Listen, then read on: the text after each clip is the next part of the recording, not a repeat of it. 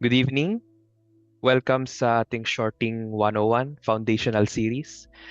This is a foundational concept. Ibig sabihin, beginner, beginner level. Okay? And as a beginner, tuturuan ko kayo na mm, mag-shorting. Okay? Or makapagsimula sa shorting. Minsan kasi, alam niyo yun, sa dami ng contents out there, and lahat gusto maging advanced agad and nakakalimutan yung foundational concepts.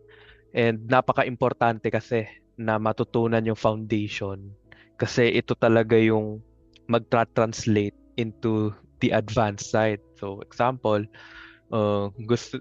dapat yung technical analysis matutunan nyo and then alam nyo yung manually mag-trade bago kayo mapunta sa automation para maintindihan nyo yung ibang products ng cryptocurrency, diba?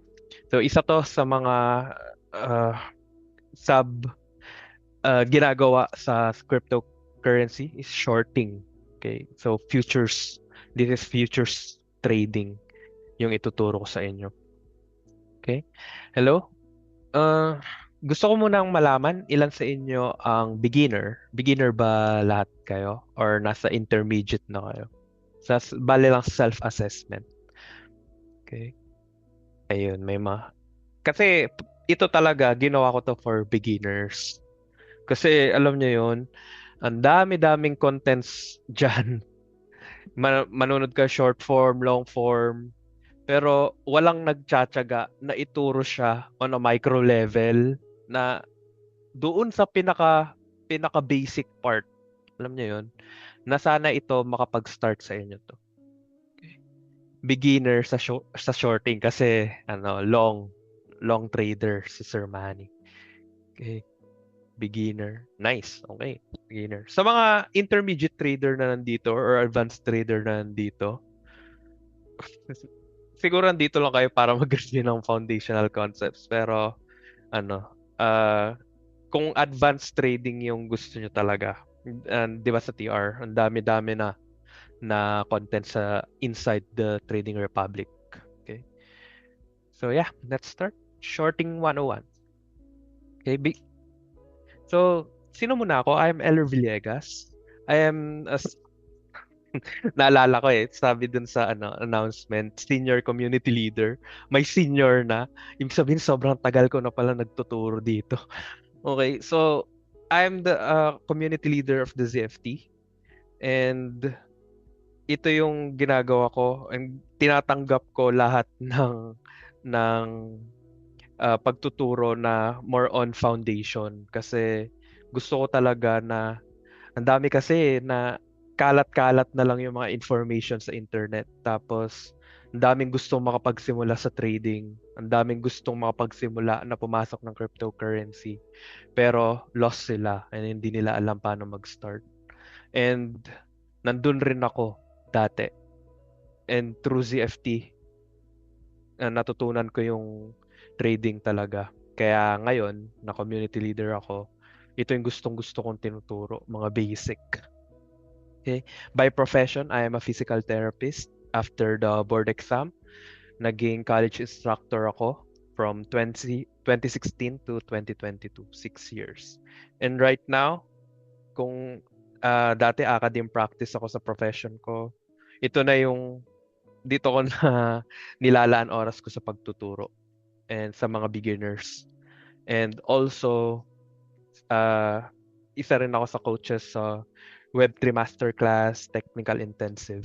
Okay? I am a graduate of the immersion program ng ZFT. Yung immersion program, this is the advanced course of the ZFT way back in 2021. Yun, graduate ako doon. And then, crypto trader since 2021. Kasi, wala na nung nag-start ako sa PSE, investing muna, syempre. Then, nung nag-stock market crash, ayun, nag-start, nawala lahat ng investments kasi nga, nag-market crash eh. Tapos, yun, nung pati PSE, di na rin gumagalaw. Nag-bear market na siya ng tuluyan. Pinakamatagal na bear market sa buong mundo. Ayan, nagtingin-tingin na ng ibang market. So, crypto. crypto na talaga ever since. And as a beginner, eh, congrats sa inyo kasi for you to shorten the learning curve sa trading, dapat talaga mare-recommend namin is crypto trading kasi 24/7 siya. Walang katapusan. Okay, one to walang sawa ang crypto trading. Okay? And my profile is Swing and Momentum Trading. Kung kayo as a beginner, matututunan nyo pa yan once you study. Okay? Aral-aral lang. Ano yung magiging profile nyo? Anong type of trader kayo? Okay? Matututunan nyo yan. Okay? And I am a diehard Barangay Ginebra San Miguel fan. So, hello. Hello sa inyo. And nice to meet you all. Ilan ba participants natin? 35 participants. Hello. Wow. Importante talaga tong foundational. Nung sinabi ni Boss Z sa akin na magtuturo ako ng foundational concepts, gustong-gusto ko. Kasi,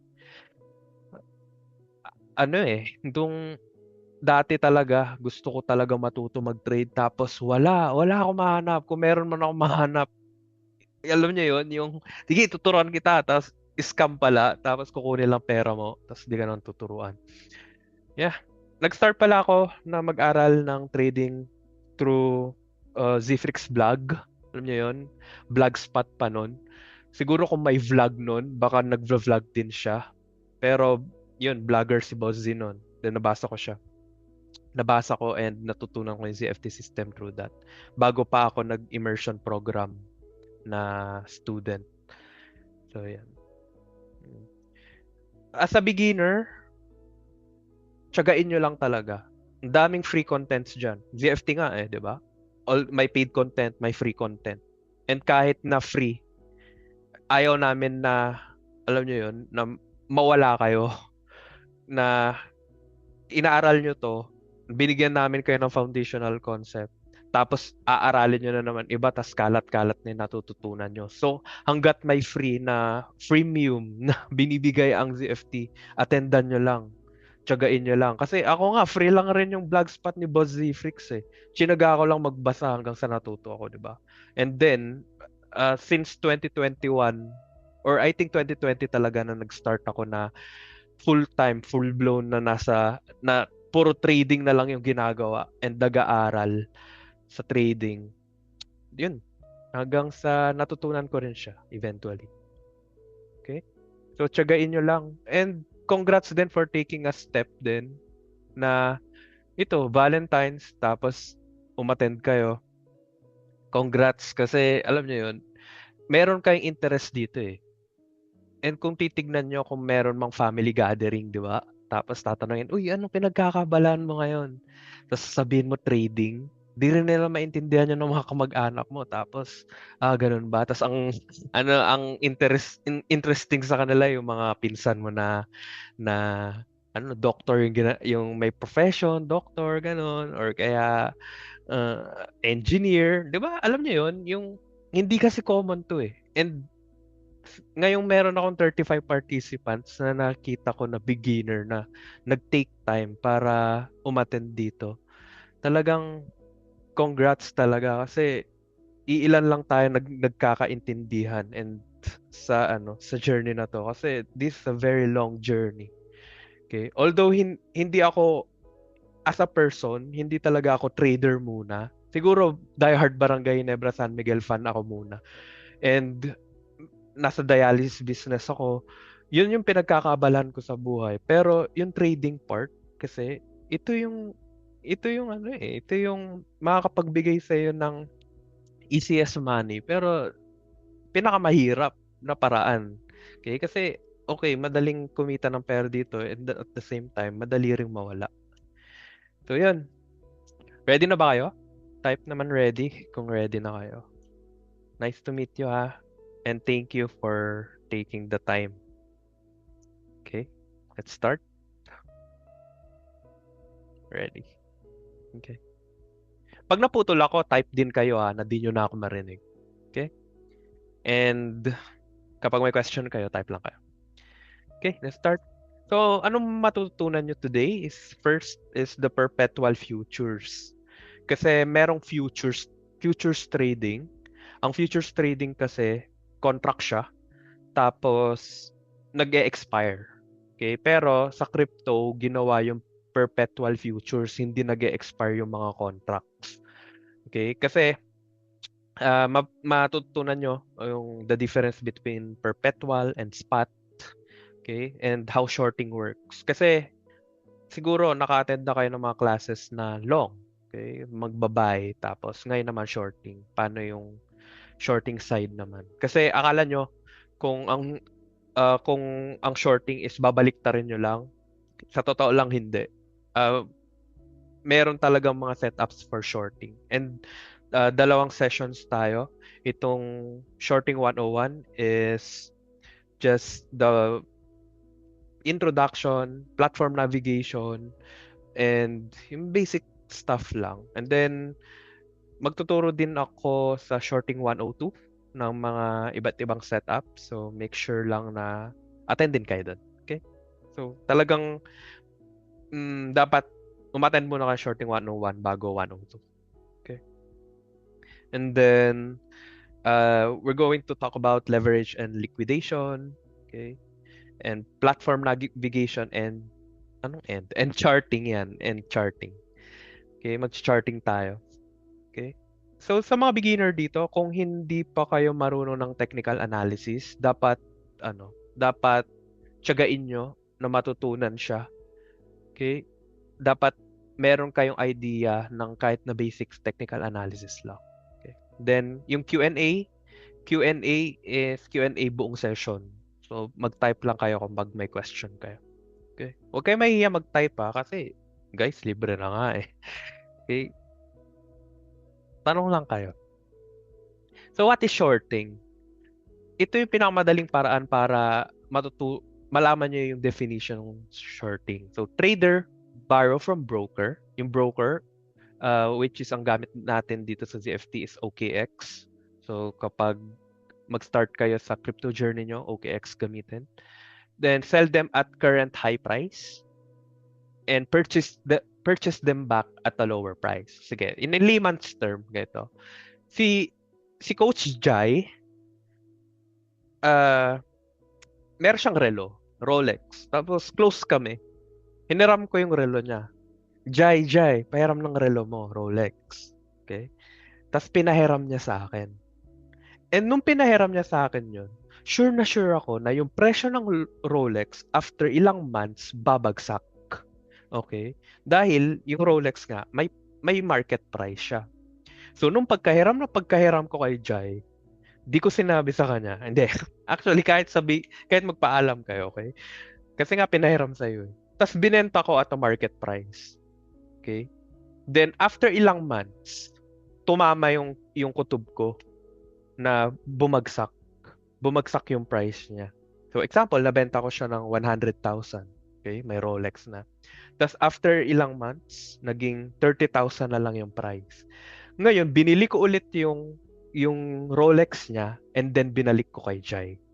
So that's how shorting works. Okay? So yung kita mo doon is yung nabenta mo from 100,000 then binili mo ulit yung Rolex ng 30,000. So 70,000 yung kita mo. So yun. And ang risk nun is kung mali ka, hiniram mo, binenta mo, tapos umangat pa. So, ang mangyayari nun, kailangan mo bilhin ulit yung Rolex, tapos ibabalik mo kay Jai, and then mas mahal mo pa siya nabili. So, yun yung risk nun. Okay? And pag tama ka naman, the profit. So, yun, shorting in layman's term. Okay? Ngayon, dito naman sa mapag-aaralan nyo, sa futures trading, perpetual futures kasi siya. So, contract yung binibili nyo. Hindi nyo talaga hawak yung mismong coin. Okay? So, yan. So, why learn shorting? Kasi, dapat talaga may alam kayo na shorting setup or alam nyo mag-trade shorting kasi bear markets are inevitable. Ang mangyayari niyan, babagsak ang market. Hindi siya laging pataas. Market doesn't move in a straight line. Okay? Then, Shorting is profiting in downtrends. So, alam niyo yun? Minsan kasi, alam niyo yun, sa PSE kasi, sa PSE noon, long lang. Long market lang ang PSE. So, kapag bumabagsak, wala. Naka-cash position lang talaga. Then, dahil nga, inihintay lang na mag-settle down na muna. Ang ganda kasi kung yung shorting, habang bumabagsak, kumikita ka pa rin. At least, di ba, tuloy-tuloy lang. Okay? And fast. Mas mabilis ang mag-materialize ang mga short trades kasi uh, y- yung fear is a stronger emotion than greed. Yung greed kasi uh, ay yung pag-akyat kasi is mabagal talaga. Tapos once na nag-parabolic, okay, pag bumagsak siya, mas mabilis talaga kasi nga mas ang fear kapag nakikita ng mga tao na nagbabagsakan, gusto na rin nila magbenta. Okay? Yun lang, ang shorting, hanggang 100% lang. Ang long naman, unlimited percentage, di ba? Kaya mabilis lang shorting. Kikita ka talaga in a short amount of time. Yeah. So, anong pagkakaiba ng spot and futures natin? Okay? Yung spot, buy only. So, and sa spot, nabili mo talaga yung mismong coin. Example, bumili ka ng Dogecoin. Okay? Hawak mo talaga. Meron ka talagang Dogecoin. Kasi nabili mo siya sa spot. Okay? Profit only if price rises. So, kapag umaakyat, nagpo-profit ka. Okay? Pag naman bumabagsak, naipit ka lang. Pero hawak-hawak mo yung coin. Okay? Ang futures naman, long or short. So, pwede kang bumili. Pwede namang mag-shorting. Okay? And gumagamit ng leverage. And dahil ang leverage is para magkaroon ka ng buffer. So example, maliit lang yung portfolio mo, papahiramin ka ng broker ng contract or futures contract para makapag-trade ka na mas malaki yung kikitain mo. Okay? So, ganun gamitin ang leverage. Ang leverage kasi minsan, uh, double-edged sword siya. Kung mali yung paggamit nyo, mas madaling masunog yung capital na inallocate nyo for your account. Okay? Trade both directions. Pwede kang mag-trade ng uptrend and downtrend and also in sideways. Hindi ka lang puro long or buy, di ba? Nag-short ka. Nag-short ka rin. Okay? So, yun. So, what are perpetual futures? Ito, futures contract with no expiration. So kahit na matagal mo siyang hinahawakan, basta meron kang pambayad ng fees, uh, hawak mo pa rin yung contract na yun. Okay? Next. Track spot price closely. Okay, ang mga perpetual futures natin, kung nagawa ng mga broker natin na kung ano yung spot price niya, yun rin yung price ng perpetual futures nila. So parang nagte-trade ka pa rin, pero hindi mo lang talaga hawak yung coin. Contract lang yung hawak mo. Okay? And used by most professional traders kasi nga lalong-lalo na yung mga nagde-day trade or kaya ito yung isa sa mga source of income nila. So, futures trading talaga. Okay? And perpetual futures trading are perps number one shorting method in crypto. Okay? Dito. Okay? So, long versus short position. Tingnan natin. Okay? Basically, pag sinabing long, okay? Ito basic sense to. Pero kapag nagiging advanced na kayo sa pag-aaral, hindi na to lagi nag-a-apply. Okay? So, ang long, in a basic sense, buy low, sell high. Short, sell high, buy low. Okay? So, pagdating sa charting, medyo mas mamaya sa charting natin, mas ma-visualize nyo pa yan. Okay? So, example, kung yung Bitcoin, 60,000 yung halaga niya, pag bumagsak siya ng 55,000, kung nasa shorting side ka, kumita ka doon. Okay? So, yun. And once you advanced in studying trading, makikita nyo, pwede pala yung Yung kung sa long, buy high and then sell higher. Pwede yun. Same din with short. Okay? Sell low, then sell lower. Okay? Kasi may mga setup na ang price kasi hindi mo pwedeng sabihin na ay sobrang bagsak na, hindi ko na to i-short. Okay? Or dahil sobrang baba na, hindi na to bababa pa. Hindi kasi hindi natin alam kung ano yung market. And tayo collectively ang market, and kung anong napag-decidean natin, yun yung magiging market price ng cryptocurrency na tine-trade nyo. Okay? And then, ang sa short selling din, makikita nyo mamaya sa charting natin, uh, yung kahalagahan ng technical analysis. Kasi hindi siya binaliktad lang na long. Okay? So, dapat, mare-recommend ko sa inyo, okay? Alam nyo yung, syempre magbasa ng candlestick, di ba? Pero alam nyo yung support and resistance at least. Okay? Pwede na talaga kayo makapagsimula. Okay?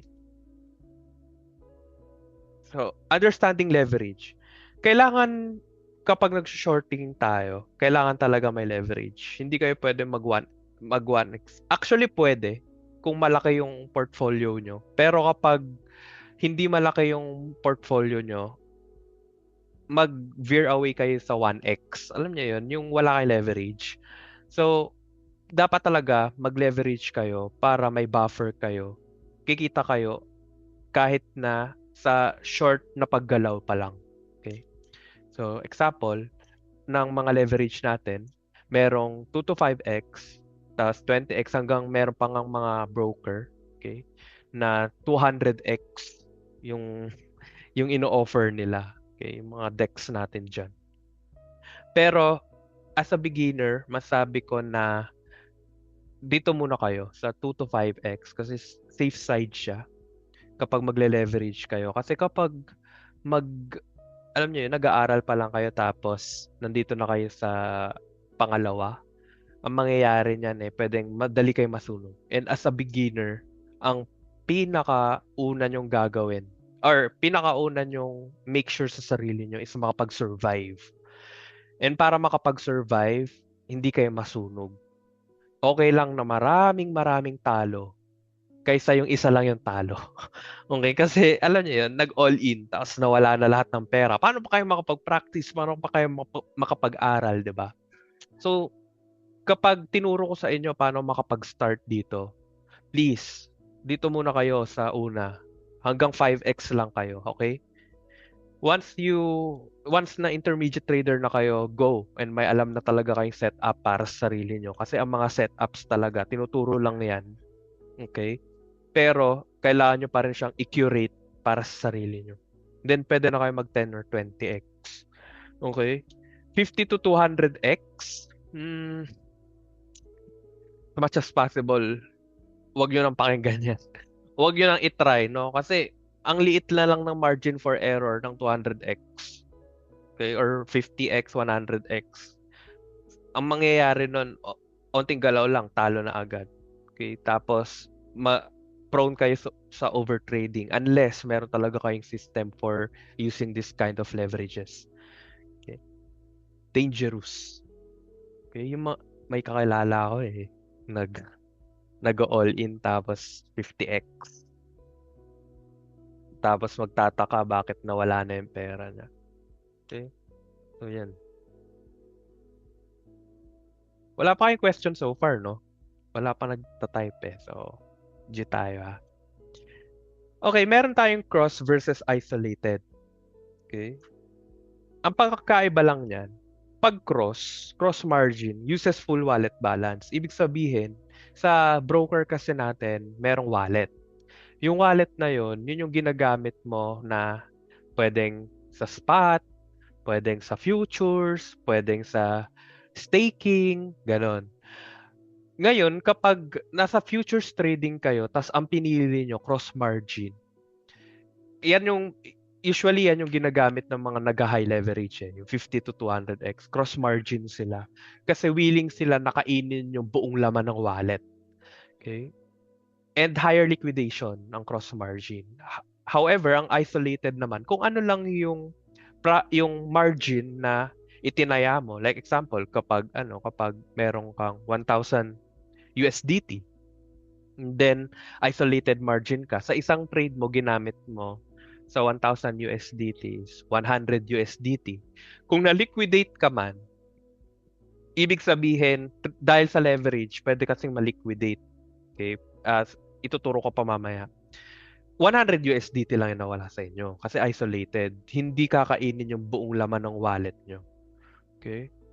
And best for beginners talagang isolated margin. And hanggang ngayon, kahit masasabi kong hindi na ako beginner, isolated margin pa rin ako just to manage my risk. Kasi iba na talaga kapag matagal na kayo nagte-trade, yung protection nyo sa sarili nyo talaga is risk management. Okay? Sir, pwede po ba mag times 200 pero same risk po na amount? Same risk na amount. Yes, pwede naman. Example, 1% pa rin naman ng portfolio mo yung 'di ba? As a beginner kasi, laging nire-recommend na dapat less than or equal to 1% lang ng portfolio nyo yung nawawala every time na natatalo kayo. Okay? And kung pasok 'yon sa times 200 na leverage, why not, 'di ba? Pero ang mangyayari, tanong muna natin sa sarili natin na kung magte-trade plan tayo na 200x, okay? Sulit ba siya? Kasi alam niyo sa trading, most of the time, ito yung reality mali tayo lahat. Okay? We're dealing with probabilities. And kapag mas mataas talaga yung leverage, mas lumiliit yung margin of error. So, ibig sabihin, tight yung cut loss. Okay? Tight yung cut loss. Ginagamit yan sa scalping yung matataas na leverage kasi nasa 1 minute time frame sila or minsan yung mga iba nasa seconds time frame, 30 seconds, ganon. And mabibilis lang talaga. Pero kapag alam niyo yun, hindi pa kayo ganun kagaling sa technical analysis, wala naman talaga kayong setup. Like ito, yung sense ng pagtuturo ko sa inyo ngayon na makapag-start. So, sinasabi ko sa inyo kung hindi gusto nyo pa lang is makapag-start, wag muna kayo mag-high leverage. 2 to 5x lang. Yes, cross margin, pati laman ng spot wallet kasama or futures wallet lang. Yeah, futures wallet lang. Okay. So, yun. Pero di ako sure kasi meron akong broker dati. Kinakain din pati yung laman ng spot wallet. Okay, kasi lalo na yung USDT dun sa spot wallet. Not sure with OKX. OKX na kasi kami ngayon dito sa ZFT. Okay. Pero mas sure ako na futures wallet yung kakainin. Kasi example, kahit 1,000 USDT yung laman ng futures wallet mo, 'di ba? Tapos ang tinaya mo is 100 USDT. So may 900 pa na natitira. Kapag 'yon through leverage bumagsak tapos 100% na, hindi ka pa rin maliliquidate kasi meron ka pang 900 na natitira sa wallet. Okay? So yan. I think sa OKX futures wallet lang. Okay. Ito, liquidation explained. Pag sinabing liquidation, forced position close. Kasi pinahiram ka ng broker mo, 'di ba? Ganun sa shorting kasi. Ganun rin naman sa long kapag gumagamit ka ng leverage. Pero kasi dahil pinahiram kayo para dumami yung position nyo, kailangan kapag nagkamali kayo tapos wala kayong cut loss, ililiquidate kayo para ma-cover yung buong amount ng hiniram nyo. Okay, so why it happens? Leverage shrinks your buffer. Ang mangyayari kasi, dahil nga may leverage kayo, lumalaki yung position size nyo, pero lumiliit naman yung yung mar, ah, mar, ay margin of error nyo. So, ang mangyayari, kailangan talaga ma-liquidate kung walang cut loss para ma-protect yung borrowed funds. Okay? Kasi mangyayari niyan, alam niyo yun, lugi kapag walang ganyan, walang liquidation, pati broker na lugi na. Kasi nagpapahiram na nga lang sila eh. Okay? So example, kung may 10x leverage kayo, tapos bumagsak ng 10%, wipe out ka na. So ganun lang siya. So kapag 5, tingnan nyo kapag 5x naman pinili nyo, okay, bumagsak ng 20%, sobrang ano nun, 'di ba? Sobrang lalim na nun. So doon ka pala maliliquidate. Kaya nga mahalaga na kung nagsisimula pa lang kayo, maliit pa lang yung leverage para kahit na mali yung margin of error nyo, ay mali kayo sa trade plan nyo. Alam niyo yun, yung hindi kayo laging tight cut loss lang. Tapos ang mamaya niyan, ang dami-dami niyo ng cuts dahil ang dami-dami niyo ng losses, tapos ubos na rin yung pera niyo. Okay? So tandaan niyo lang, survivability guys. Once na nakapag-survive kayo dito, matututunan nyo rin siya eventually. Kaysa yung one time, big time lang na na nagte-trade tas ginawa lang loto yung yung crypto trading. Wala, di rin natuto. Tapos naging sugal lang. Okay. Pag mataas wait lang. Pag mataas po X na leverage na ginamit mo sir, mas mataas po ba fee? Yes. May computation 'yan. Kaya gamit kayo ng kapag mag-open kayo ng OKX account, may kasunduan ang ZFT and OKX na kapag ginamit yung referral ng ZFT, mas mababa yung fees ng mga gumamit ng referral na yun. Yes, meron talaga kasi alam niyo yun yung parang tinatawag natin sa trading na business expense. Kasi tandaan nyo, dapat i-treat nyo ang trading as a business and yun yung business expense nyo. Yun yung parang rent nyo eh. Okay? So, para alam niyo yun, kumita rin yung broker. May mga fees din sila. And yung na yan, yung mga fees na yan, dapat na yan. Kapag nagte-trade planning kayo, which is papakita ko sa inyo, mag-trade planning tayo mamaya, tsaka charting, covered na yan. Covered na yung fees. Okay? So, yeah. Ito. Pinakamadaling paraan, mag-risk manage. So, mag-checklist muna kayo. Okay? And kaka-practice nyo, tapos medyo nagigets nyo na yung futures trading. Yun, pwede na kayo mag-advanced concepts, tapos aral na kayo ng advanced risk management. Pero sa ngayon, ito muna mabibigay ko. Checklist muna tayo. So, first, position sizing. Okay? Hindi nag-all in Kung mag-all in man kayo, dapat plano nyo talaga yon all in. Kasi may mga ganun eh. Yung kung ano yung laman ng futures wallet nila, yun lang talaga yung cut loss nila mismo. So, minsan, ang liquidation, hindi yan bad thing. Kasi minsan, ang liquidation, yun talaga yung sa plano nila, yun yung cut loss nila, liquidation. Okay? So, depende pa rin yan sa pagka-plan, sa trade planning mo as a trader. So, yan. Stop loss always. Okay? Kasi nga, lalo na, nagpa-practice kayo. Okay? Ganito kasi kapag nagsisimula kayo sa trading and nagpa-practice kayo, ang futures trading kasi, mas marami kang close and open trades, mas natututo ka. Lalong-lalo na kapag nag-journaling kayo. And sobrang importante yung journaling. And that process, ang dami-dami pa kasing pwedeng pag-aralan eh. Matututunan nyo yan eventually. Okay? So ngayon, shorting lang muna tayo. And paano makapagsimula. Ngayon, dapat talaga nag-stop loss kayo. Kasi need nyo na ma-practice yung habit ng pagtanggap ng losses. Kaysa yung nag-trade kayo tapos mamaya tinanggal nyo yung cut loss nyo tapos hayaan ko na muna baka babalik lang. Hindi kasi kapag lumaki na yung portfolio nyo tapos nag-handle na kayo ng malalaking funds, yung habit na natutunan nyo nung nagpapalago pa lang kayo ng funds, madadala nyo yun doon. Okay? So kapag di kayo nagka-cut loss sa maliit pa lang na portfolio, kapag malaki na yung hawak nyo, tapos wala kayong cut loss, edi ang laki din ng ng effect sa inyo psychologically. So, dapat talaga tanggapin nyo lahat ng magiging losses nyo. Okay?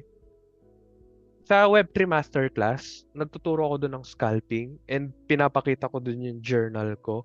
And yung journal ko na pinapakita doon, nakikita ng mga students doon na nagka-cut loss ako 300 times.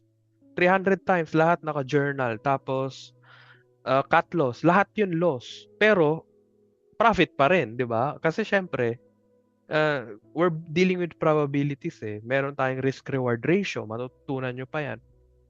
And kung hindi ako nag-stop loss, edi wala. Hindi magsusurvive yung portfolio. Hindi ka magkakaroon ng chance na manalo ulit. Na kapag nanalo ka, pwede naman tuloy-tuloy rin pagkapanalo mo eh. Or mas malaki yung panalo mo na cover niya yung losses mo. Diba? So yan, stop loss always. Don't over leverage. Please, doon lang muna kayo sa 2x to 5x. Okay?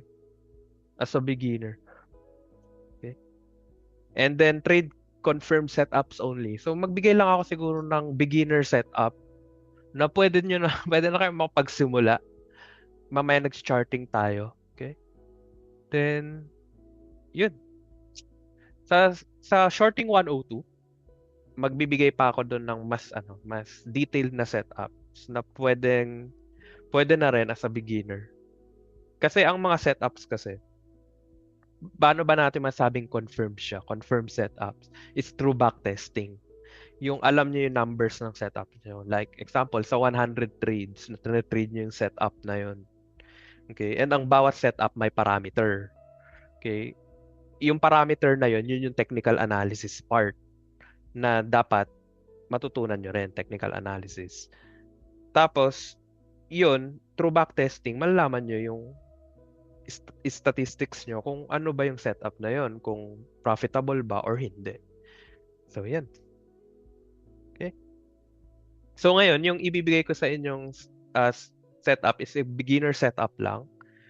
Okay? And, nandito na tayo sa susunod, OKX Platform Navigation. Bago tayo mag-start dito, please, yung ipapakita ko sa inyo, hindi to plug and play. Okay? Ipapakita ko sa inyo yung process lang. Yun yung pag-aralan nyo rito. Yung process, paano mo pag-start, paano yung tamang mindset na pag-prepare sa isang trade. Okay? Paano yung trade planning, paano yung execution, okay? And paano yung technical analysis part. Kasi bakit? Yung lahat ng yun, okay, doon na pumapasok yung trading psychology. Kapag natutunan nyo yung technical analysis, kahit na gaano pa cliche sa mga napapanood nyo, totoo talaga yun. 20% lang yung technical analysis ng trading. 80% trading psychology. Or sabi natin 70% trading psychology. Tapos 10% risk management. Okay. Sir, may technical analysis course bang ZFT? Yes, meron yung technical intensive. Okay. Pero tayo ngayon, dito lang tayo sa explorer side lang. Kasi nag-explore lang tayo. Paano makapag-start. And gustong-gusto ko itong mga ganitong topics eh. Kasi alam niyo talaga, promise, nung nagsisimula ako, walang nagtuturo. Tapos, ang hirap. Wala pang TikTok nun eh, nung nagsisimula ako. Tapos, YouTube lang. Kahit mga YouTube contents, walang nagtuturo mag-trade. Iilan lang. Tapos, nandun, nasa blog site pala ni Boss Z yung binigay niya lang ng libre. Sinusulat niya lang. Okay. And ito pa, bakit gustong-gusto kong nagtuturo din ng mga beginners? Kasi eventually, magiging mas magaling kayo sa amin. And, ayun, makakapagbigay rin kayo ng value in the near future. Diba? Sa akin rin naman, mas marami kasi tayo, mas makakapag-explore tayo eh. Kaysa yung, alam niyo yun, kami-kami lang. Kaya gustong-gusto talaga namin nagtuturo. Okay. Ready na kayo? Platform navigation na tayo. Okay. Oops. Platform navigation. Ready? Nandiyan pa ba kayo or tulog na?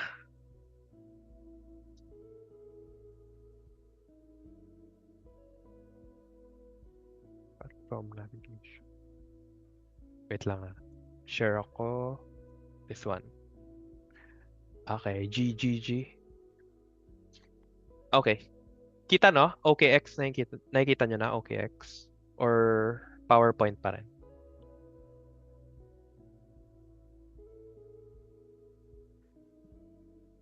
Okay. So kapag nag-login kayo sa OKX account nyo, okay, so punta kayo dito, buy crypto, trade, tapos futures. Yan. So yan, tapos pupunta na kayo sa futures trading. Okay. So, lang. Okay. Ayan. So, ngayon, try natin magpakita ko sa inyo paano makapag-start. Okay? So, first, dapat talaga nag-charting. Kasi kapag nakikita nyo tong dito, yung buy and sell na to, kapag nandito lang kayo para pindutin lang to, maglagay-lagay ng amount dyan, ang mangyayari, wala. Walang pinagkaiba to sa e-bingo, scatter, or naging casino na lang. Okay, sugal na siya. So talaga nag-i-start ang lahat sa charting. And ang charting, hindi kayo makakapag-chart kapag hindi kayo marunong ng technical analysis. So, yan. As a beginner, kapag nanonood kayo ng mga contents, i-filter nyo pa rin. Okay? Filter nyo pa rin ano yung kailangan nyo sa sarili nyo. So, yun. So, nasabi ko sa inyo, kailangan yung technical analysis para maintindihan to. So, yun. Sulat nyo muna, okay, need ko mag-aral technical analysis. And then, anong unang pag-aaralan sa technical analysis? Hanap ulit kayo ng content. Ano yung pwedeng matutunan sa technical analysis? So, paano magbasa ng candlesticks? Ano yung mga iba-ibang indicators? Di ba? Ano yung supports and resistance? Yun lang. Yun lang yung mga basic dun eh. Okay? So, mag-trade tayo. Okay? Siguro, ano ba to? May Aster pala ako dito. Oo nga pala, kagabi, nag-open ako ng position para lang may maipakita sa inyo. Ayan, nag-materialize na pala. Sige, wag tayong Aster. Pili tayo siguro Pivers. Pivers. Okay? Para makita, okay, dito, click nyo yung name ng coin or ng perpetual futures contract dito. Tapos, search nyo. So, ayan, Pivers. Yan, Pivers. Ang ginawa ko kasi, nandito siya sa ilalim ko. So, yun yung pinindot ko. Okay. Next. Okay, charting tayo. So, gusto natin mag-shorting. Okay. Sa charting, kailangan muna natin malaman kung dapat meron tayong macro time frame at micro time frame. Ang macro time frame, ibig sabihin, yun yung mas mataas na time frame. So, example, ito, daily chart. Ayan. And pag sisilipin natin yung candle, yung candle na to, sisilipin natin siya sa loob, micro time frame naman yun. So, sisilipin natin siya in 4 hours and 5 minutes. Okay? So, ako, ginagamit kong macro time frame, daily, tsaka 4 hours. Okay? So, 4 hours tayo. So, gusto ko siya i-short. Kasi nga, shorting tayo. And yung market natin talaga, in general, bear market tayo ngayon. Okay? Actually nga silipin nga muna natin BTC. Hindi ko pa siya nasilip ngayong araw. Okay. So, daily. O yan, no? Nagko-consolidate siya ngayon. So, kung sa technical analysis, di ba? Consolidate siya. Tapos, downtrend. Paano malalaman yung downtrend? Sa ZFT system, gumagamit kami ng moving averages. So, itong mga linya-linya rito, 100 MA, 50 MA, tsaka 20 MA. Kapag naka-inverse AOTS siya, ano siya? Downtrend siya. So, yan. And kapag trend, ibig sabihin downtrend, dapat talaga more on shorting yung ginagawa. Yan, in a macro level ha. So, ngayon, tinatry pa rin yung basagin itong resistance na to. Yan. Okay, so sige, magana tayo. Charting tayo. Balik tayo din sa Pivers. Example, yun yung gusto natin. Okay? Okay. Again ha, gusto ko lang gusto kong ituro sa inyo 'to as para makapagsimula kayo, but this is not plug and play kung ano man yung sasabihin ko dito. Okay, baka ito na yung magiging bread and butter setup nyo, hindi naman 'to na backtest. Okay, sige. So, first, una, tingnan muna natin yung support and resistance. Patayin nga muna natin 'tong mga MA para lang ano, ayan, i-hide lang natin para di magulo. Ayan. So, support and resistance. Okay? So, I think naman, kaya kayo nandito kasi medyo may idea na kayo support resistance eh. So, kapag naglo-look for resistances kayo, kasi nga shorting, so dapat dun sa resistance area kayo mag-start. So, dapat significant siya. So, yun yung una yung mapapansin sa left side kasi nga ito yung current niya ngayon, di ba? So, sa left side, ito yung una ko napansin. Itong candle na to. So, pwedeng ito yung resistance niya. So, line natin, gawin nating red para resistance. Ayan. So, legit ba siyang resistance? Tingnan natin. Resistance siya rito sa part na to noong Monday, February 2. Okay? Nandito yung time sa ilalim. Kung nakikita nyo. Sa ilalim. Resistance siya. Trinay niyang umakyat doon pero di siya tumuloy. Tapos yung price below that resistance. And then ito nabasag yung resistance pero bumalik pa rin siya. So ibig sabihin valid na valid yung resistance na to. Okay? So yeah. Then next, nandito tayo sa current ngayon. So ito significant resistance din kasi yun yung last na recent resistance niya. Okay? Yan. This one. So, bakit siya nag-resist dito? Kasi kung titignan natin dito, support siya noong January 12. Tandaan nyo, ang support and resistance lang naman, nagkakaroon sila ng role reversal, di ba? Kapag pinag-aaralan yung support and resistance. Pag sinabi nating role reversal, yung support dati nagiging resistance, yung resistance kapag nabasag, nagiging support siya. Okay? So, yan. Kaya, yan. Tapos nag-touch dito, noong December 23, 'di ba? Tapos dito ulit, support pa siya niyan. Tapos ngayon, resistance na siya. So, yun yung dinalaw niya. O ngayon, gusto natin dito. Okay? So, okay. Ngayon, na-plot na natin yung resistance. Plot naman tayo ng support. Kasi nga, pwedeng yun yung maging target profit natin. Okay? So, plot tayong support. This one. Oh, wait. Okay. So, ano yung mga nakikita nating support dito? I-recent muna. Ito. Pwede to. Support. Gawin natin blue. Yan. Blue. So, support. Support din siya rito. Okay. Dito, bumagsak. Ito, support dito. So, lagyan natin yan. Support din yan. Okay. Yan. Nag-touch dito. Iangat natin kaunti para nag-touch din sa candle na yon. Support, support, support dito. Nung bumabagsak dun, bumabalik yung price. Support siya. Next support, ito.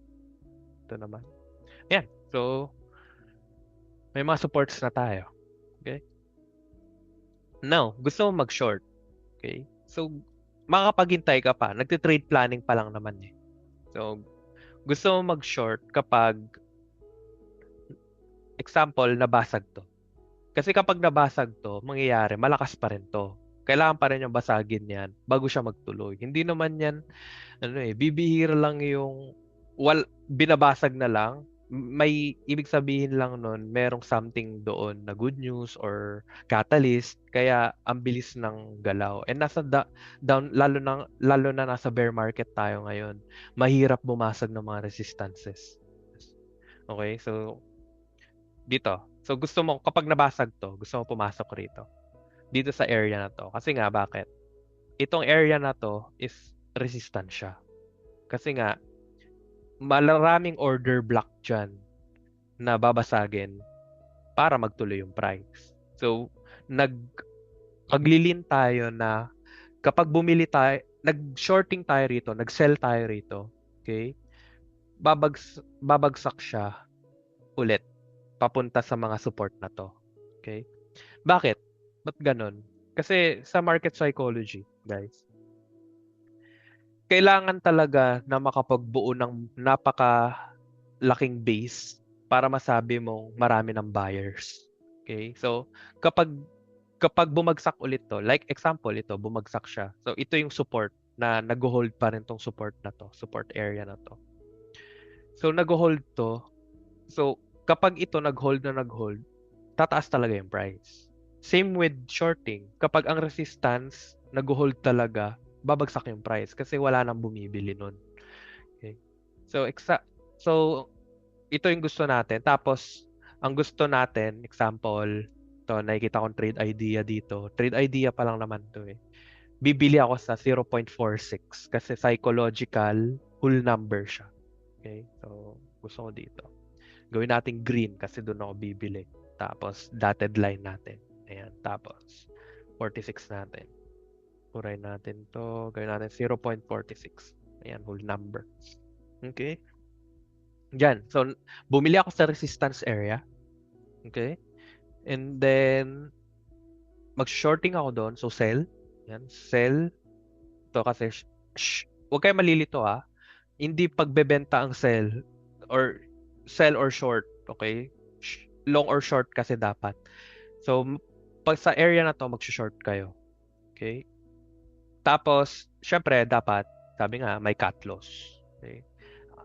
Ang cut loss is, sa trade idea na to, significant to, di ba? Ibig sabihin, may order block dito na bumagsak siya nung nadikitan niya yun. Ibig sabihin, hindi kaya ng mga buyers na bilhin yung orders niya. Okay? Nung nakayanan ng mga buyers na bilhin yung orders niya, umangat, pero bumagsak pa rin. Kasi nga, malakas talaga yon. So, ang cut loss ko dito, yan yung nakikita kong pwedeng cut loss. Okay? So, gawin nating red kasi cut loss siya. Okay? So, yan. Ang target profit natin is, okay, alisin na natin to ha kasi ito yung resistance area. Okay? Dito tayo bibili. Gawin nating red to. Ayan, red. Red. Ayan, resistance area siya. So, tanggalin na natin kasi through charting and technical analysis, nalaman na natin ano yung resistance area, saan yung mga possible buys. Okay? And then, tago muna natin tong RSI. Yan. Para lang malinis. Okay? Yan. Okay, ngayon, simple lang, di ba? Ngayon, ang gagawin natin, place na tayong order. Okay?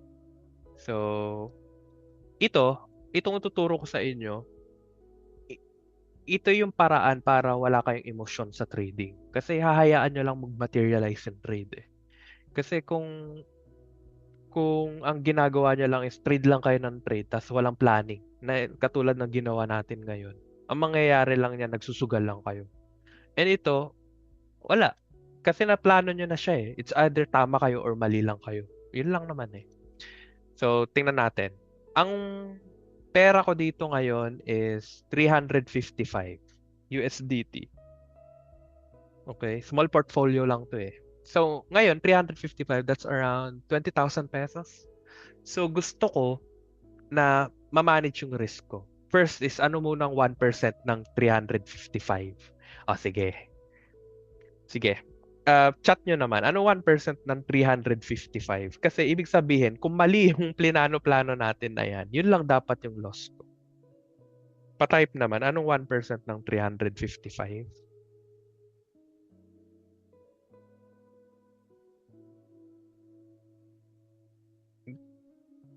Come on guys, para lang nakikita ko na nandyan pa kayo. Ayan, okay, 3.55. Okay, 3.55. So ngayon, ang gagawin nyo dito, sa bandang part na to, okay? Sa bandang part na to, lagay nyo na yung, piliin nyo muna is isolated dito. Huwag kayo magkakross ha. Isolated lang muna. And then ako, 10x ang gusto ko. Okay? Pero, kayo 5x. Okay? Pwede nyo liitan to. Pero sige, pakita ko sa inyo kung 10x gagamitin. So 10x, tapos yung price is na yung price dito, kung ano yung gusto nyong price, kung saan kayo may hit yung orders nyo. So, naplano na natin 0.46. Okay, so baguhin natin 0.46. Kapag nag-type kayo dito, magkakaroon ng ghost line.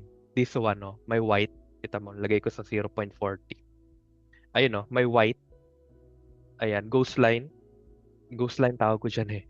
Ayan, ang ganda kasi dito sa OKX eh. Ayan, may lalabas na ganyan.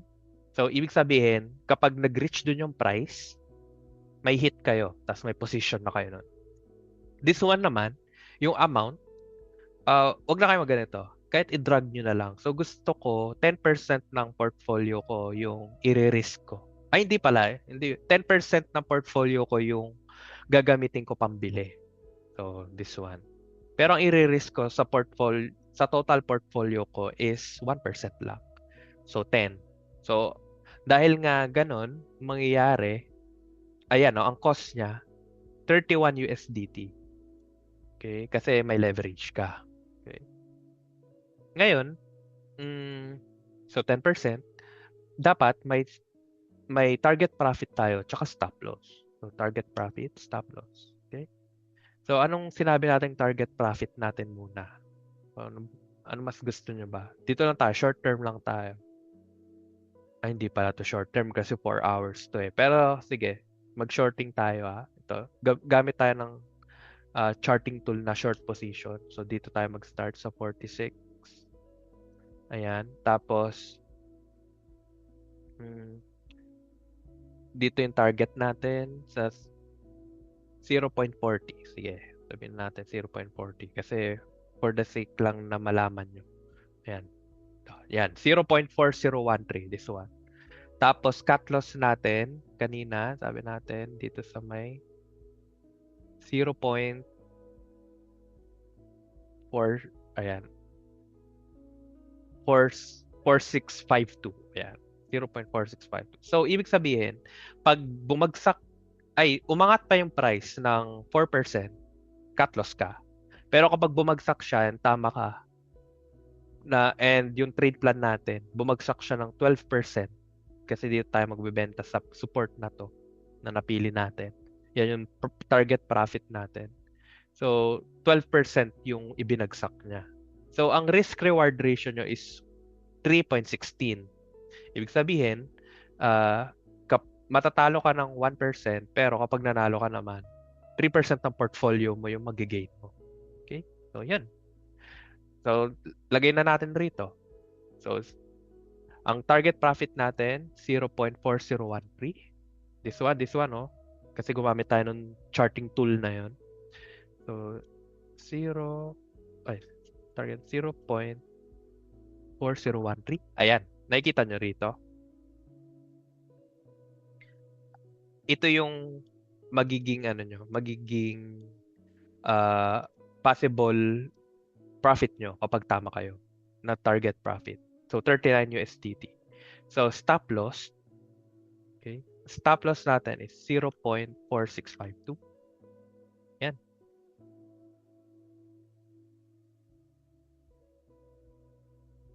Oh, wow. This is,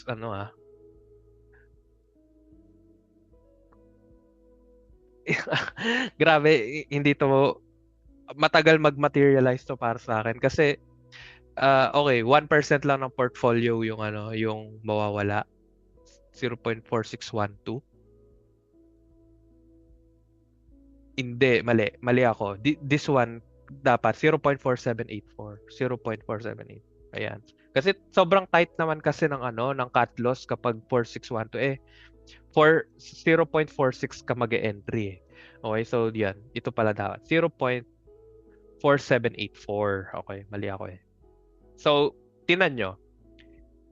Ang pinakita na ng OKX dito yung magiging loss nyo kapag mali kayo. So, this is not 1%. Kasi nga, according sa chat nyo, 3.55 ang 1%. So, anong gagawin nyo? Babaan nyo yung allocation nyo. So, from 10%, dapat, tinan nyo i-drag nyo na dapat ang napasok doon, this one. O yan, 3.8 0.87. That's 1 point something. Okay? 3% lang ng portfolio nyo dapat ang i-allocate nyo using the 10x leverage. So, pwedeng babaan yung allocation nyo, taasan ng leverage, or mataas yung allocation, mababa yung leverage. Depende sa inyo yan. Okay? Ganun nyo i-manage dapat risk nyo. So, dapat yan lang. So, kapag tama kayo, 12 USDT yung profit nyo. Kapag mali, 1%, 3.87. Okay? And then, dahil shorting, kayo magkakamali ha, baka biglang buy. Okay? Short dapat. Okay? So, pindutin na natin. So, ayan. Diyan na. Hintay na lang kayo. So, tingnan natin ha. Remove natin yung mga drawings natin. So, this one. Ayan. Ngayon, tingnan nyo, kapag nawala yung yung mga charting nyo using technical analysis, mangyayari niyan parang hubad lang yung chart. So, at least kapag chinart nyo muna, 'di ba? Nag-charting muna kayo, alam nyo yung possible entry nyo, possible stop loss, and possible target profit. So, yan yung magiging itsura. Ngayon, pag yung price pumunta na sa 0.46, may hit yung order nyo, and then, yun na. Hintayin nyo na lang kung tama kayo or mali. And that's how you get started in shorting. Okay? So, tingnan natin to. Bakit siya nag-materialize ito? Tingnan natin kung paano ko to plinan. Ay, wait. Check ko muna kung meron kayong question, ha? 4 hours lagi gamit mo, sir, time frame. Macro time frame. Yes, 4 hours. Kasi, tandaan nyo, as a beginner, depende sa inyo kung anong gusto nyo. Meron kasi 1 hour yung macro time frame niya. Tapos 3 minutes, 5 minutes. Nakadepende. Ako kasi 4 hours, 5 minutes, tsaka daily time frame yung ginagamit ko. And ang pagpili ng time frame, nakadepende talaga sa inyo as a trader. Okay. Question, sir, how do you pick a coin to trade? Paano ka mag-watch listing? Okay, ang watch listing nasa shorting 102 natin. Okay. Itong shorting 101 natin is more on platform navigation and paano makapag-start. Okay. So, next week, tour ko yan. Okay. Sir, ano po meaning ng BBO? This one. Best bid offer eh. Ibig sabihin nito, kapag clinic mo kasi to, okay, sa ngayon wag nyo munang i-click yan eh. Ako nga, hindi ko nga ginagamit to eh. Pero, ang mangyayari rito, minsan kasi, kung nag-set kayo, malapit na sa 0.46. Tapos, hindi ka nai-hit. So, magbe-best bid offer ka kung ano lang yung pinakamalapit sa 0.46. Basta ma-hit ka lang, makasali ka. Okay, so yun. Sa ngayon, wag mo na yun. More on advanced na to eh. Okay. So, yan. Cancel nyo lang pala kapag ayaw nyo na. Punta kayo dito sa open orders, tas cancel. May cancel dito. Ayun, matatakpan. This one. Cancel. Pero di ko naka-cancel. Okay yung na yun. Kung na-hit ako di na-hit. Okay. Mas mataas po bang fee ng shorting compare sa long? I think same lang sila. Ako kasi ang fees kasi hindi ko na siya iniisip kasi covered na dapat siya nung pag-set mo ng target profit and stop loss. Okay. Kasi magkano lang naman ang fees niyan? Wala pang Sige, tingnan natin yung fees dito. Every 4 hours kasi merong funding rate itong tinatawag. O tingnan nyo to. Ang funding fee lang, okay? Kasi nga, perpetual futures contract siya, hindi nag-expire. Pero para mag-balance yung long and short, merong funding rate. Binabayaran ng ng mga nakalong, yung mga naka-short position. So, ang mangyayari, kapag short position ka, makakatanggap ka pa ng pera. Okay? So, this one. Tsaka, kung nakalong ka, tingnan nyo, ito yung babayaran mo sa funding rate. Kano lang? Sa akin, 0.01 USDT. Kano yun? Wala pa yata yung 2 piso eh. 0.01. O yun, wala pang piso. It's 50 centavos in Philippine pesos. Okay. So yun. Okay, sige, balik tayo rito sa Aster. Paano ko siya trade? Okay, sige. So 4 hours ako. Okay. 4 hours yung gamit ko rito. And then, plinat ko tong resistances na to. Kasi bakit this one? Ito. Ito yung, okay, kung kita nyo tong candle na to, yun yung significant sa akin. Kasi siya yung madaling makita agad-agad. So yes, siya yung resistant. And then nakita ko, nakikita ko na to, nag-react yung price dito. So bumalik siya. Tapos nag-react ulit siya. So tingnan nyo, ito pa lang yung kandila nung nag-trade ako. Nag-react pa rin siya, mas mababa siya doon. So pasok ako. So ang entry price ko is yan, this one. 0.7324. Yun yung entry price ko. So, short. Tapos nag-materialize naman. So, ngayon, target profit ko. Ito pala kagandahan ha. Pag may open position ka dito sa OKX. Example. Okay, sige. Pakita ko sa inyo. Gain na tayo ngayon. So, 8 USDT. Okay? Pang Jollibee. Okay. Gain na ngayon. So, gusto ko, ayaw ko nang mawala yan. Example. So, kapag bumaba, pwedeng yung stop loss nyo. Okay? Ilalagay ko na siya sa, ayan. I-move ko siya. Ayan o, drag lang.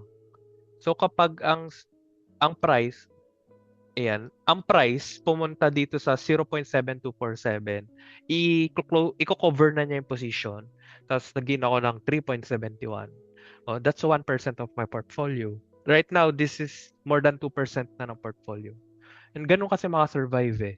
Dapat kapag nanalo kayo, mas mataas yung ratio niya kaysa sa natatalo kayo. So, ganun. And same with target profit. Example, ano ba target profit ko dito? Lalim pala eh. Kaya pala, hinayaan ko na lang tapos hinihintay ko na lang. Pero example, short term lang. So, ito, yung sabi natin, binisit niya tong support na to. Drag ko lang ulit. This one. So, yan. Ganun lang.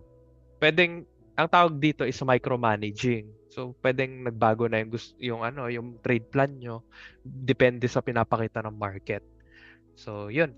Drag lang. And yun yung importansya na sineset nyo na yung target profit tsaka stop loss. Kasi nga, nagte-trade lang kayo eh. Di naman kayo nandito para maging trader muna tas magiging investor pala. Tas sinahayaan na lang na hanggang ma-liquidate. Ganito kasi ginagawa ng mga tao eh. Di ba may stop loss na ganyan. So talo sila. Pipindutin nila tong X na to. Tas wala na silang stop loss. Hahayaan na lang. So ganun. Ang nangyayari doon, di na kayo nakapag-aral. Di na kayo natuto. So, yun. Di na rin kayo makakasurvive pag nawala na yung pera. So yan. Mas mataas, possible po ba gamitin yung same method in shorter time frames? Yes, pwede, lalo na sa scalping. Pwede, kasi example, shorter time frame lang. Scalping yung trip nyo. Ito kasi, this is not scalping, guys. This is swing trading. Okay, kasi, bakit siya swing? Kasi, nirevisit niya yung resistance, pumasok ako, tapos, inaasahan ko magtuloy yung trend. Okay? Binisit niya kasi, tas magtuloy. Bumagsak ulit. Kasi nga, bear market tayo. Okay? So, yun. Yeah, pwede. Example, 5 minutes. Magte-trade plan kayo. Sige, mag-trade plan tayo 5 minutes kunyari. Pili tayo. Anong bang gusto nyo? Sige, ito Doge. Okay, nasa 5 minutes time frame tayo. Pwede pa 1 minute, pero 5 minutes para mas maganda yung candles. So, example, shorting. Okay? Kapag ganito, tandaan nyo, pag nasa short-term time frame kayo, make sure nyo rin na ang mga target profit nyo, short-term lang din. Kasi, mabilisan lang eh. Like scalping. So, example to. Resistance to. Gawin natin. Yan. Ito itong platform navigation part natin na to, pinapakita ko lang sa inyo paano mag-charting, tsaka tsaka paano i-navigate tong platform. So, yan. This is not the setup, guys. Sa session 102 natin. So So, yan. Sa support, sige, ito, support na siya ngayon. Nag-support siya. So, kasi binivisit niya to eh. Itong support na to, ng kandilang to. So, pwede yan. Pwede yung support yan talaga. Okay, so, iangat lang natin ng kaunti or gawin na lang nating rectangle para covered siya, area siya. Ang support kasi, hindi siya specific price, di ba? Area siya. Okay, so sabihin natin yan, area. Yan, support. Tapos, trade plan. Hintayin pa natin ng kaunti para ito yung cut loss natin kasi ito yung resistance. So once kasi na nabasag to, ibig sabihin mali na yung trade plan. Okay, so sabihin natin pag yung price pumunta ulit dito. To. So ina-expect natin mag-resist siya ulit. Okay, so dito sa part na to. So ngayon, lagay natin dito tayo bibili. Yan. Tapos gawin natin green kasi diyan tayo bibili. Dotted line, green. Yan. So, baba natin ng konti. Malapit na sa whole number eh. So, gawin lang natin 0.1. Oh, sige. 0.1. Oh, yan. 0.1. Tapos, ang target profit mo, mabilis lang naman to. Pwedeng mangyari within the day. Anong pwede niyang abutin? Itong support level na to bago siya napakataas na volume na candle. So, pwedeng, sige, balikan niya ulit yun. Yun yung target profit mo. This one. Okay? So, yan. Tapos, gamit tayong short position tool. Okay? Dito ko gustong pumasok. 0.1. Target profit ko dito. Okay? Tapos, cut loss ko dito. Kita nyo yun? Dahil shorter time frame lang, yung percentage, maliit lang. 1%, tapos 0.86 lang. So yan, pwede nyo nang taasan leverage dyan. Kasi lalo-lalo na kung maliit lang yung portfolio nyo. So, pili kayo ng 10x. Okay, so piliin natin 10x. Okay. Tapos, adjust na lang ang allocation. So, tingnan natin. 10% ng portfolio, tapos target profit. Sulat natin yun. Ano yung mga yun? 0.9810. Alisin na nga natin to. Yan. Ay, this one. 0.9804. 0.98. Oh, man. 0.9804. 0.09804. Ayan. And then, cut loss, 0.100. 0.100. Ay.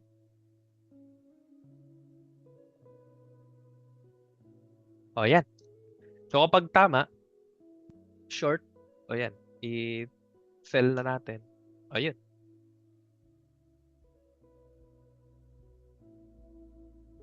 Okay. Ay, ba't ganun? Wait lang ha.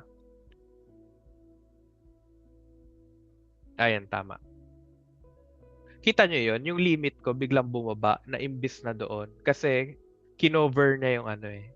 Kinover niya yung fees. Kaya ganun. Okay. So, pwede kong itaas pa rin ito. Ayan. Minodify ko. Okay. Yan. Drag na lang. So, pwede nyo modify na ganun. Okay. Yan. Simple lang. Tapos, na-make sure nyo na pag natalo kayo, less than 1% lang ng portfolio. Para makarami kayong trade. Mas makapag-aral kayo. Okay. Okay. Next. Possible po ba? Ito. Sir, paano po nabuksan ang OKX sa browser? Oh yeah, patulong kayo sa community natin sa Discord. Mayroon din mga nagtuturo. Kasi nga, 'di ba, naka-block sa mga ISP natin. So, sa akin meron akong kasama sa business expense ko rito, meron akong VPN. Pero kung wala kayong pambayad ng subscription ng VPN, babaguhin lang yung DNS. Mas alam yan ng mga nag-a-assist sa community. Tanong lang kayo doon. Ganda nung nadadrag yung stop loss. Yes, yun nga yung nagustuhan ko sa OKX talaga eh. Kasi nadadrag lang siya. Pwede makapag-micromanage. Like example ito, hindi naghihintay lang tayo. Pero example, nandito na ako. Tapos, nagre-react siya dito sa support na to. Kunyari, nakapasok ako dito. Tapos, ito kunyari yung ano, yung TP ko. Kunyari, nakapasok ako dito. Dito sa area na to. Okay, dito. Yan, nakapasok ako dyan. Tapos, nagre-react na siya dito sa support. Ay, baka hindi na to aabutin. Micromanage ko, i-move ko ng ganun. So, nag-profit na rin ako. Okay? So, yeah. That's how you start. Okay? Beginner level lang to, guys. And again, please, aral. Kasi hindi porket yun yung mga ginawa-gawa ko rito, yun na yung mismong setup. Kasi ang dami-dami pang indicator. Wala pa tayo dun sa paano gumamit ng moving average. Paano gamitin yung RSI na hinide ko dito.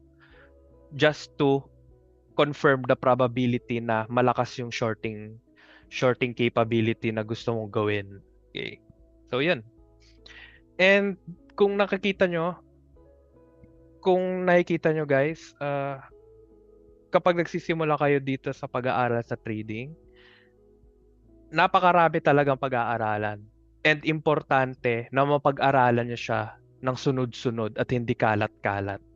Kaya make sure talaga na kasama kayo sa community. Maging active lang kayo dito. Kasi ito na nga example, ito shorting 101, tapos susunod shorting 102 na related siya dito sa first session natin. 'Di ba? Kasunod lang. Hindi kayo yung nag-aral lang nitong shorting 101 tapos iba na naman pag-aaralan nyo. Kasi ang mga nangyayari doon, tumatagal yung learning curve. And pinakamabilis na paraan para ma-shorten yung learning curve is experience and tamang way ng pag-aaral. Okay? So, yun. EMA ang ginagamit nyo sa shorting. Yes, ako, EMA. Pero it doesn't matter naman eh. EMA, SMA. Ang EMA lang kasi is more reactive. Pero parehas lang siya in a sense. Okay. So, yun. Ano pang tanong, guys? Sige, tanong pa kayo.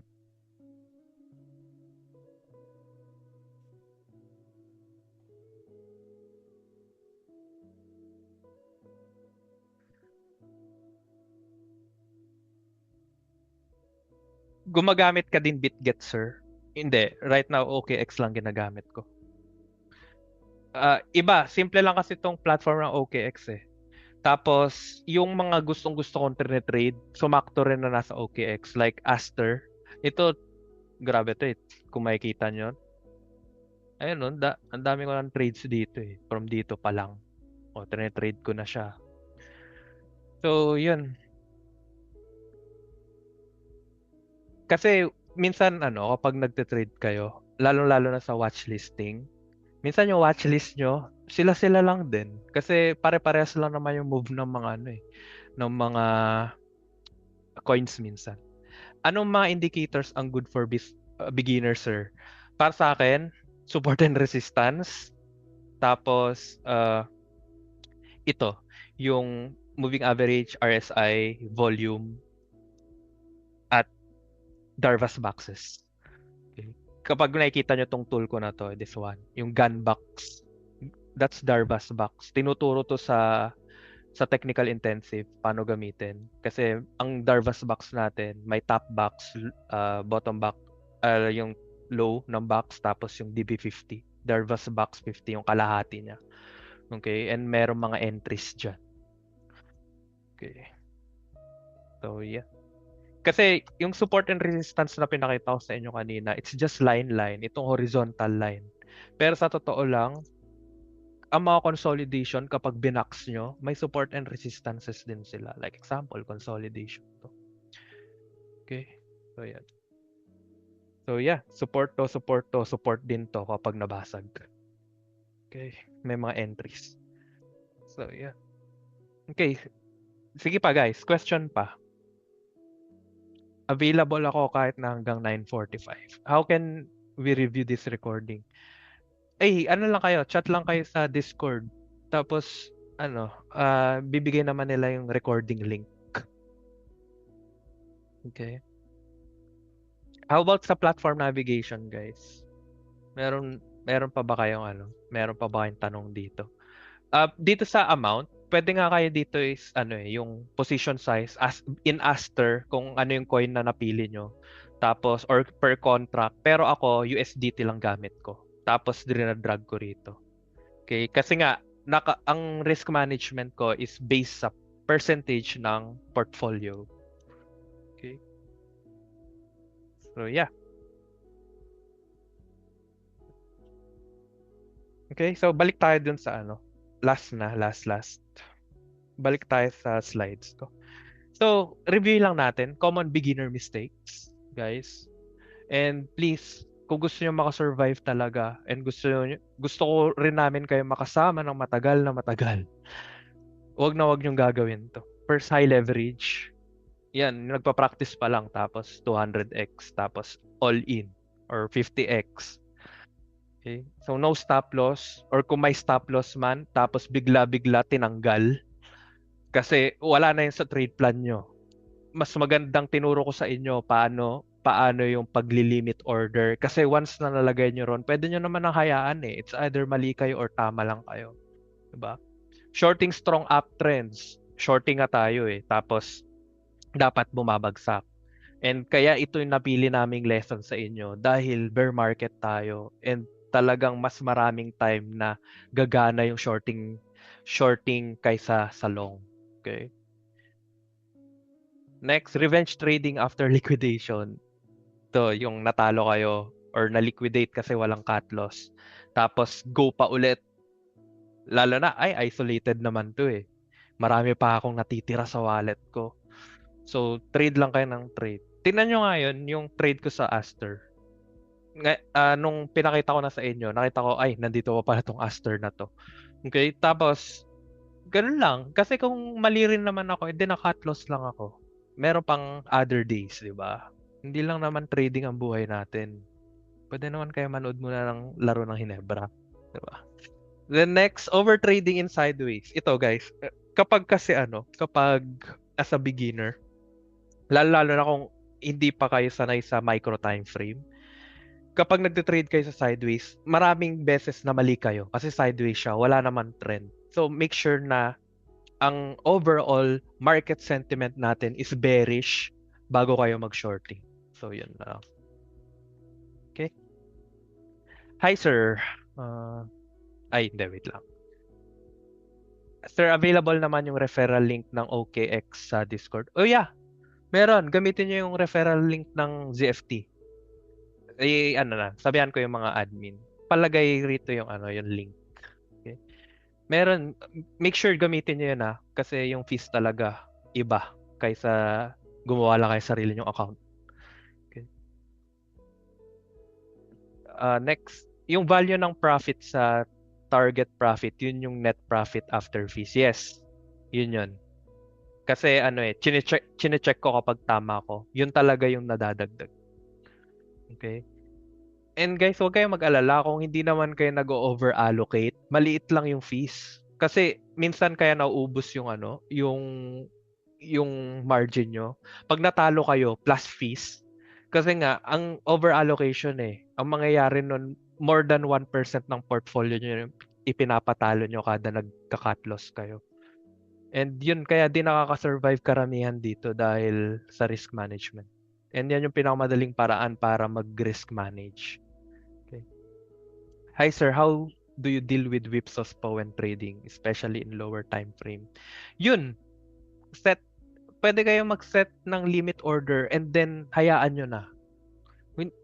Okay. Nagigets ko kayo kasi nga nag-aaral pa lang kayo. Pinapanood nyo pa yung chart, di ba? And tandaan nyo, yan rin yung isa sa magandang paraan para matuto and ma-shorten yung learning curve. Yung papanoorin nyo talaga yung chart na gumagalaw per candle. Okay? So, talagang trade planning yan na naset nyo talaga yung target profit nyo tsaka stop loss. And hindi nyo siya gagalawin hanggat hindi nagmamaterialize yung trade. So, yun, para hindi whipsaw. Whipsaw kasi kapag example, na-cut loss ka, umakyat. It's okay. Normal yan. Sa journal nga meron kapag nag-loss ka, is it a whipsaw? Yes or no? Kung whipsaw, yes. Tapos kapag nakita niyo yung stats niyo na puro kayo whipsaw, ibig sabihin may something wrong sa technical analysis nyo. So, aral dun sa technical analysis part. Okay? Kasi bakit? Ah, tandaan nyo, ang technical analysis, nagko-comprise yan ng different indicators. And sa ZFT system, ginagamit natin moving average, RSI, Fibonacci, Darvas Box, volume, and moving average. So, lahat ng yun dapat, ano siya, buo. Okay? Yung parameters mo, buo. So, kapag, baka kapag lagi ka nag-whipsaw kasi baka hindi mo nasusunod lahat ng parameters. Pag nagte-trade, ganun. Mapag-aaralan nyo pa yan eventually, don't worry. Kapag whipsaw guys, it's normal. Wag siyang maging dagok sa psychology nyo na ay na-whipsaw ako tapos di ko na alam gagawin ko ganun. It's normal. It's ano lang 'yan. Whipsaw ka ba? Yes or no? Yes, oh. So mamaya whipsaw ka ba? Tapos mas maraming no. Okay, nag-loss ka. Kasi good plan. Loss ka. Tapos hindi siya whipsaw. So no. Eventually, tapos nakita mo statistics mo. Bibihira lang naman pala ako ma-whipsaw. So, it's common. Okay? Okay lang yung whipsaw. Normal lang siya. Doesn't matter. Yun. Dapat alam nyo lang kasi yung statistics nyo sa whipsaw. Okay. So, yeah. So, any more questions, guys?